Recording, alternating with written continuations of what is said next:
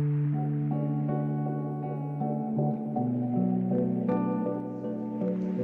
Everyone, I am Arun Tiwari. Welcome you all in today's video guys. आज का video 12th standard के flamingo book के second poem के साथ मैं स्टार्ट कर रहा हूं। नाम आप देख सकते हैं, an elementary school classroom in a slum area.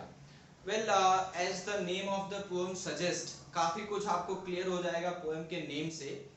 ये लॉस्ट स्प्रिंग जो हमने चैप्टर किया, थोड़ा बहुत मिलता जुलता है, थोड़ा बहुत इन द सेंस थीम अगर आप देखेंगे वहां पर पॉवर्टी एंड अनएम्प्लॉयमेंट या चाइल्ड लेबर था। यहाँ पर भी कुछ ऐसा ही है, सोशल इनजस्टिस और इनइक्वालिटी ने हमारे देश को कैसे जकड़ के रखा हुआ है। एक तरफ जहाँ हाई राइज बिल्डिंग्स हैं, सिविलाइज्ड सोसाइटी में लोग बड़ी बड़ी बातें करते हैं, एमबीए, एमसीए, एमटेक, एमई ये सब करते हैं, और दूसरी तरफ कुछ ऐसे भी एरियाज हैं जहां पर बच्चे पढ़ना तो छोड़िए, अपने लाइफ को सरवाइव भी सही से नहीं कर पा रहे हैं। उनकी आंखों में रहे हुए सपने वो एक कह सकते हो रूटलेस ट्री की तरह है, जिसकी कोई जड़ नहीं है और जिसका कोई वजूद नहीं है, और वो स्लम में ही जन्म लेते हैं और स्लम में ही खत्म हो जाते हैं। इस पोएम के थ्रू ऑथर ने, पोएट ने बहुत सुपर्ब कॉन्ट्रास्ट किया है उन लोगों पे जो ये दिखाते हैं कि हम बहुत बड़े बड़े हैं, हमारे पास ये है वो है, लेकिन जब बात सोसाइटी की आती है तो सब की सब चीजें धरी की धरी रह जाती हैं।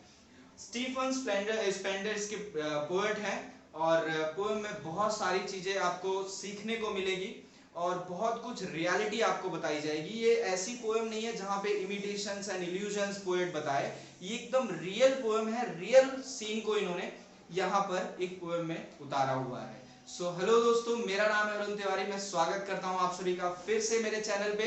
अगर आप नए हैं तो मैं आपसे बहुत हम्बली रिक्वेस्ट करूंगा कि प्लीज आप मेरे चैनल को सब्सक्राइब कीजिए, ताकि आपको सभी वीडियो जो हमारे चैनल पर आए सबसे पहले नोटिफिकेशन बॉक्स में मिले। सो चलिए ज्यादा टाइम नहीं लेते हैं, स्टैंजा वाइज मैं आपको पोएम एक्सप्लेन करता हूं, देखते हैं क्या है पोएम में। ठीक है, so let's start. So now friends, coming to the third and fourth stanza. First stanza में पोएट ने इन बच्चों के बारे में बताया जो क्लासरूम में बैठे हैं, how they are। Second stanza में क्लासरूम एनवायरनमेंट के बारे में बताया। अभी थर्ड स्टैंजा में पोएट इनके लाइफस्टाइल के बारे में बता रहे हैं कि ये जी कैसे रहे हैं। ठीक है, और फोर्थ में उसका सॉल्यूशन दे रहे हैं कि हम कैसे चेंज ला सकते हैं सोसाइटी में। सो पोएट कह रहे हैं कि this world may be full of so many resources, so many beautiful things, but all those beautiful things are of no mean to this children. इन बच्चों के लिए उनका कोई यूज नहीं है। और पोएट ये भी कह रहे हैं कि इन बच्चों के लिए इनकी लाइफ पॉवर्टी में स्टार्ट होती है। they are born in the poverty and they will die in the poverty। ये मतलब इनका जन्म गरीबी में हुआ और ये उसी में खत्म हो जाएंगे, because they will not get enough opportunity to grow up, because they are not having the resources। इनके पास कुछ भी resources available नहीं है। आगे पोएट ये कह रहे हैं कि they are suffering from so many things, like they are thin, they are suffering from so many disease, they are suffering from malnutrition। किसी को रिकेट्स हुआ है, किसी को दिखाई नहीं दे रहा है, किसी की बॉडी काम नहीं कर रही है, कोई बीमार है। ये सब इनको क्यों है? This is because not of their mistake, this is the mistake of parent, which these disease they have inherited from their parent। इन लोगों ने ये बीमारियां अपने पेरेंट्स से इनमें आई हैं। सिंस दे आर बॉर्न, जब से इनका जन्म हुआ है तब से ये बीमारियां इनकी लाइफ में आई पड़ी हुई है, साथ में चल रही इनके जीवन के साथ। तो ये यहाँ पर आके नहीं, ये गॉड से लेकर ही आए हैं, जिनमें इनका कोई मिस्टेक नहीं है। They are not at all in fault, they have inherited these things, these disease from their parent. और क्या कह रहे हैं, कि एग्जांपल बता रहे हैं, there is a girl with a spectacle, चश्मा लगाए हुए एक लड़की है जिसकी आंखों में वो फ्रेम तो है बट उसमें एक तरफ ग्लास ही नहीं है। अब आप इमेजिन करो, विदाउट एक तरफ ग्लास की वो बच्ची कैसे देख रही होगी। So this is the situation of these kids who are living in slum area. So slum area में रहने वाले इन बच्चों की सिचुएशन आप देखो क्या है, इससे आप ये अंदाजा लगा सकते हैं। सो पोएट ऑल्सो कह रहे हैं कि ये बच्चे एक तरीके से लोग इन्हें सोसाइटी में, समाज में, दुनिया के ऊपर बोझ, जिसको कहते हो धरती के ऊपर बोझ, वैसे ही ये सोसाइटी के लिए एक ब्लैक स्पॉट है, जिन्हें कोई देखना पसंद नहीं करता। और इवन जब कोई देखता भी है तो like they keep themselves away from this kids, इन बच्चों से दूर रखते हैं कि अभी आएंगे कुछ मांगना शुरू करेंगे। सो पोएट कहना क्या चाहते हैं थर्ड स्टांजा में कि इन बच्चों की लाइफ जो है वो बहुत स्ट्रगलिंग है, ये जी रहे हैं लेकिन इनका जीना जो है वो मौत के समान है।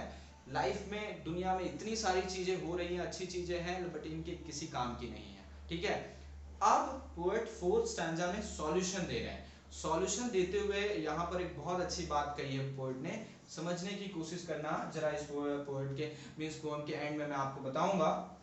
एक्चुअली फोर्थ स्टैंजा में पोएट ने एक बार पहली दो लाइन में जो है हाफ ऑफ द स्टैंजा में he had tried to compare civilized life, एक civilized life जो सोसाइटी में बड़ी हाई राइज बिल्डिंग्स बंगलों में लोग रह रहे हैं उनकी life, who are having everything, जिनके पास सब कुछ है वो, और दूसरा वो लोग जिनके पास कुछ भी नहीं है।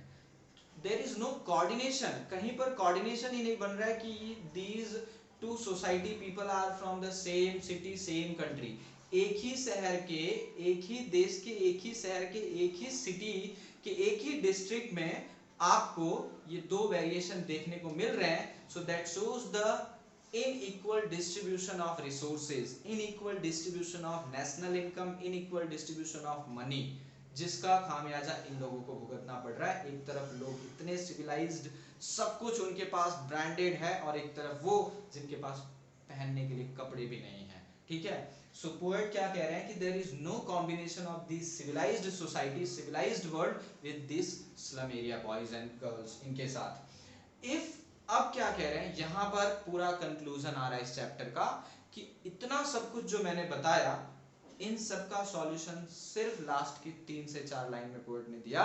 वो क्या कह रहे हैं कि if these civilized people step up, अगर ये सिविलाइज्ड पीपल, यानी सिविलाइज्ड पीपल का बात यहाँ पर उनके लिए हो रहा है जो सक्षम है, जो ये कर सकते हैं, अगर वो अपना एक कदम बाहर उठाएं और कुछ डिसाइड करें to change the life of these kids, things could easily be change, चीजें बहुत आसानी से बदली जा सकती हैं। Their life could also be like a normal children की तरह जी सकते हैं, but people from the civilized world have to come forward, उन लोगों को वापस आना पड़ेगा, बट उनमें से भी only they will come who have the characteristics of sun, जिनके पास सूर्य जैसा तेजस्वीपन, desire, extreme desire like sun that is always burning, जो हमेशा जलता रहता है, वैसे ही साइन करता है पूरे वर्ल्ड को।